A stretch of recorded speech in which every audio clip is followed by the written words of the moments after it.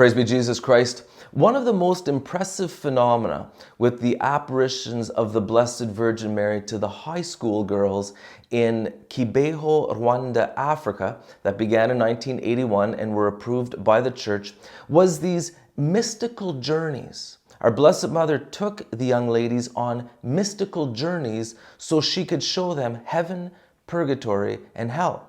And what's part of the phenomena is while these young ladies were on these mystical journeys, they seemed to be dead. And at the time they would come back from the mystical journeys, they would come back to full life.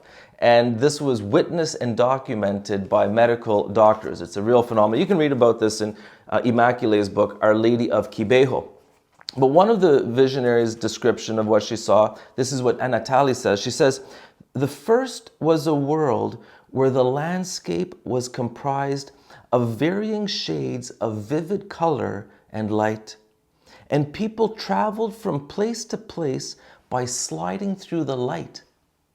She says she saw angels and they were wearing white cloaks and they were creating the most beautiful music without any instruments.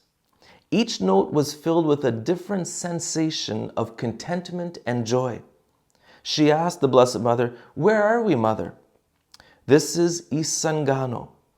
This is the place of communion." She goes on to say, "And then we moved on to our next destination, a world where the light was as dim as dusk.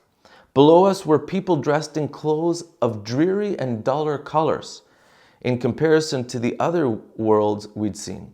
Most of them seemed content, but many seemed quite sad and were even suffering.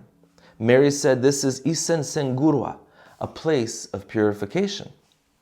The last place we visited was a land of twilight, where the only illumination was an unpleasant shade of red that reminded me of congealed blood. The heat that rose from that world was stifling and dry. It brushed my face like a flame, and I feared that my skin would blister and crack. I couldn't look at the countless people who populated that unhappy place because their misery and anguish pained me so greatly. Mary didn't have to say the name of this place. I knew I was in hell."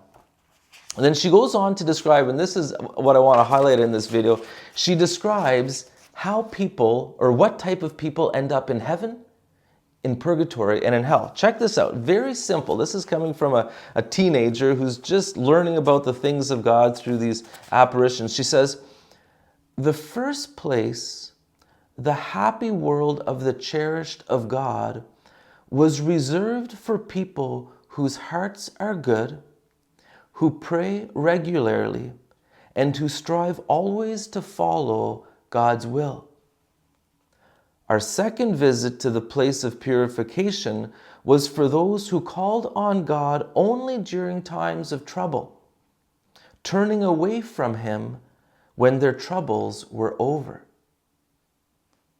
The last place of heat and no name was for those who never paid God any attention at all."